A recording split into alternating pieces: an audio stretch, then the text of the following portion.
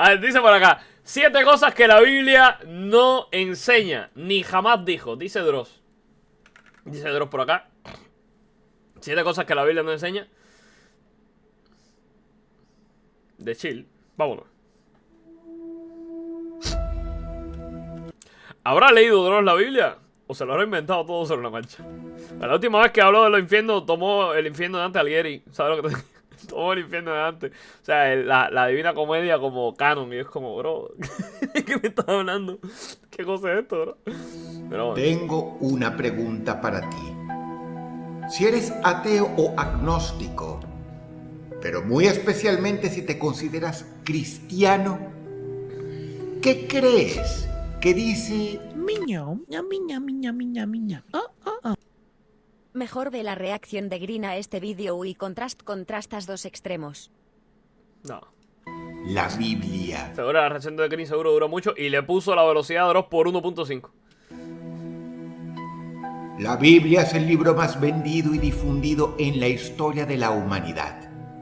El number one. Uno creería que es ampliamente conocido por todo el mundo y sin embargo, De hecho, lo puso a 1.75. Va la pinga. te asombrará saber que la mayoría de las cosas que creemos que dice la Biblia simplemente no las dice. Ok. No Ok. están allí. No se describen ni se mencionan. La Biblia no solo no habla de ellas, Mi hermano, ¿vas a empezar con el video? ¿Ya me dijiste que no se mencionan? sino que a veces, de hecho, la Biblia dice todo lo contrario. Esto puede ser asombroso para alguien no creyente, pero puede llegar a ser muy perturbador para alguien que la lee O sea, me va a perturbar. a menudo. Nos va a perturbar esta gente. Y es que quienes lo hacen generalmente leen una selección de textos elegidos por su propia iglesia sin Ok. cuestionarse jamás su significado, ni si ese significado contradice al resto de la Empanadas. La inteligencia ha sido símbolo de prestigio y éxito.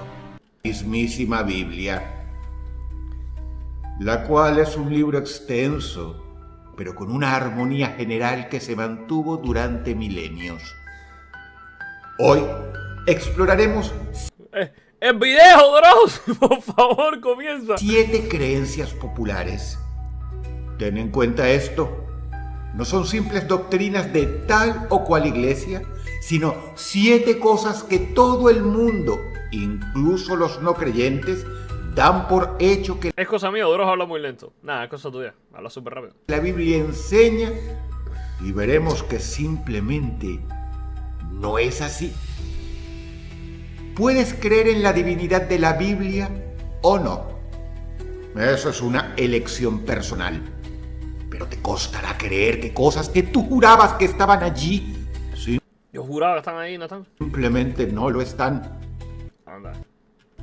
Prepárate muy bien porque estas son 7 cosas que increíblemente la Biblia no enseña, pero que la mayoría de los creyentes y los no creyentes jurarían que estaban allí. Número 7.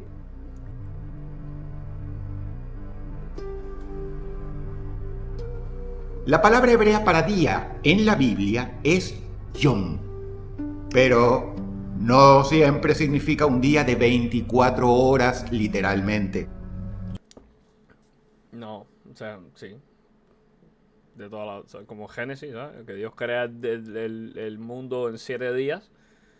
Pero no se refiere a 7 días literales de que sale el sol y la luna. Se refiere a 7 intervalos de tiempo en los que Dios dedicó parte de la creación a un elemento distinto de lo que conforma el cosmos, ¿no? Se refiere a eso. Recuerda que está en hebreo la Biblia. O sea, no se refiere a 7 días literales de 24 horas, ¿viste? Se refiere a 7 intervalos de tiempo. Por lo general, para decirte que pasó un día, dice hubo día y hubo sol y hubo luna, algo así, ¿sabes? Pero bueno. Yom puede significar un periodo de tiempo indeterminado, Exacto. como cuando la Biblia emplea la expresión en los días de Noé, lo cual obviamente se refiere a una época. Ajá. O por ejemplo, cuando la Biblia habla Por del ejemplo, el diluvio. Cuando te hablan del diluvio no se refiere a 150 días exactos Realmente tú no tienes constancia de tiempo exacto que fue. Y de nuevo, el día de juicio final no se refiere a que es 24 horas de juicio final. Es el momento del juicio final, ¿viste? El momento en el que llega el juicio final. No se refiere a las 24 horas del juicio final. Día del juicio final. Es como que vengan que sé yo, están los ángeles y los demonios peleando en el apocalipsis y de pronto, 24 horas. Pausa para almorzar. Tampoco se refiere a un periodo de 24 horas literalmente, ya que debe ser juzgada la humanidad completa y eso es una gran labor.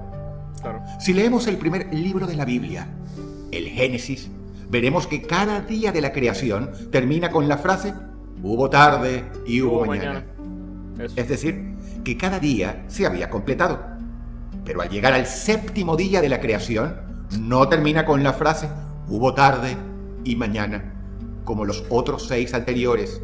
Y esto lo leemos en Génesis capítulo 2, versículos 2 y 3, sugiriendo que aún seguimos en el séptimo día del descanso de Dios. Así que está claro que en este caso no es día como lo entendemos. Otro ejemplo es el día 3 de la creación, en el cual Dios crea las plantas. Ajá, las plantas no germinan en 24 horas, ¿viste? Las cuales demoran, por supuesto, más de un día en germinar y necesitan del sol, por lo cual está claro que no eran días en sentido literal. Mucho más adelante, el apóstol Pedro dice explícitamente: un día para el Señor es como 1000 años, en 2 de Pedro capítulo 3, versículo 8. Los judíos nunca entendieron el principio de la Biblia, Génesis 1, como una cronología literal, sino como 7 etapas diferentes de tiempo indeterminado. Así que la creencia, a menudo objeto de burla de los no creyentes, de que la Biblia enseña que la Tierra tiene solo 6000 años de antigüedad, una tontería. No tiene sentido. No tiene sentido, ¿viste? y fue creada en una semana de 144 horas, simplemente... Hay cristianos que genuinamente creen esto, pero son gente que teología poco, ¿viste? Se han leído la Biblia y que se van a la iglesia un ratico, alaba al Señor, y ahí se van para la casa después y se ponen a ver, qué sé yo, el fútbol, ¿viste? ¿Qué quieres decir? No está en la Biblia. Número 6. La Biblia... Igual los 6.000 años por la generación de patriarca, pero hay cristianos que genuinamente creen que la Tierra tiene 6.000 años de historia. Yo he visto videos de cristianos en internet afirmando que efectivamente, o sea, onda terraplanismo, ¿viste? Onda... No, la Tierra tiene solo 6.000 años. Es como, bro... No, ¿entiendes? Nunca condena las relaciones sexuales naturales entre un No lo hace. ¿Por qué lo haría? hombre y una mujer. Pero ¿por qué condenarías el sexo? Si condenas el sexo estamos en el norte, ¿no? Al contrario, en pleno centro del canon hay un libro entero titulado Cantar de los Cantares. Hey. Cantar de los Cantares. Esto es Salomón. Aquí hay debate sobre si realmente son poemas o prosas escritas por Salomón, de puño y letra de Salomón, o Salomón recopiló poemas y prosas de otros lados y los metió en un libro. Y luego este libro se hizo canónico. O sea, luego en el concilio de Nicea, este libro de hecho hubo debate para meterlo en la Biblia o no. Si dejarlo como apócrifo o meterlo al final, y al final lo metieron. Que es básicamente son relatos, es una onda, es como una especie de descripción poética de la relación entre un hombre y una mujer. Que es poesía erótica explícita. Cito textualmente: pechos La Biblia, el que perdona está de arriba, acá abajo está el que castiga. como racimos de vida. Pero al final yo en su día busqué sobre Cantar de los Cantares y dije, ¿cómo es que esto está aquí? ¿Pero esto qué cosa? ¿Qué está pasando? Y el lío es que al final lo dejaron porque entendieron que a lo mejor no solo hablaba de literalmente tener coito, sino que se refería al amor en general, haciendo una especie de alegoría entre el amor de un hombre y una mujer, pero podría ser el amor de Cristo hacia los creyentes, el amor de la iglesia hacia Dios, o sea, cosas así. Y al final, como estaba todo muy ambiguo, dijeron, mételo. Y después, y tú ves cosas así y tú dices, y le chupé las tetas. Y dices, ¿qué está pasando aquí? Besos con sabor a vino. Caricias por todo el cuerpo. Interesante, ¿no? Y se supone que ese texto Dios lo puso ahí. Sobre la Entonces Magnus tiene culpa de todos esos pegados rigolinos. Lo tiene. mujer de uno, el libro de Proverbios, capítulo 5, versículos 18. Yo soy Salomón con todas esas mujeres igual, y me lanzaba esos factos en un libro, solo digo. Algo tenías que haber tirado por ahí. 19 literalmente Sí, cantar de los cantares, pues sí, erótico. dice: embriágate siempre de sus pechos. Yo lo haría. Es decir, Pero esto no es nada nuevo, la Biblia no condena el sexo, ¿sabes? No tendría sentido que te condenara por tener sexo, ¿viste? que para la El lío es la fornicación, o sea, lo que sí se puede entender como pecado es el sexo fuera del matrimonio, etcétera, etcétera, pero tener una pareja y coger, no hay drama, ¿viste? Biblia, el sexo no es simplemente algo procreativo, sino una fuente de placer. Dentro del judaísmo y dentro del cristianismo primitivo, el sexo nunca fue tabú. Por ejemplo, Pero es que hoy por hoy tampoco lo es, no entiendo cuál es el drama. ¿Cuándo ha sido tabú el sexo en el cristianismo? No entiendo, bro. este mismo libro de Cantares hasta menciona que la protagonista fantasea A mí que la gente se hace la idea de que el cristianismo condena el sexo por la típica señora que tiene 74 años, va a la iglesia, tiene un rosario del tamaño de una catedral y dicen, ah, estos jóvenes de hoy en día que lo único que piensan... La señora tiene 7 hijos. La señora tiene 7 hijos. No, estos jóvenes hoy en día lo único que piensan es en coger, no sé, 7 hijos tiene la señora. con que su novio es en realidad su hermano. Fantasea. ¿Qué? El sexo nunca fue tabú. Por ejemplo, este mismo libro de Cantares hasta menciona que la protagonista fantasea con que su novio es en realidad su hermano. ¿Fuentes? Dame un versículo. Fantasea con meterlo en la cama de su madre ¿Qué? para tener relaciones mientras le besaban sus pechos como si lo estuviera amamantando. Dame un versículo, bro. Y en ningún momento es condenada por ello. Leamos. Ojalá fueras como mi hermano que mamó los pechos de mi madre.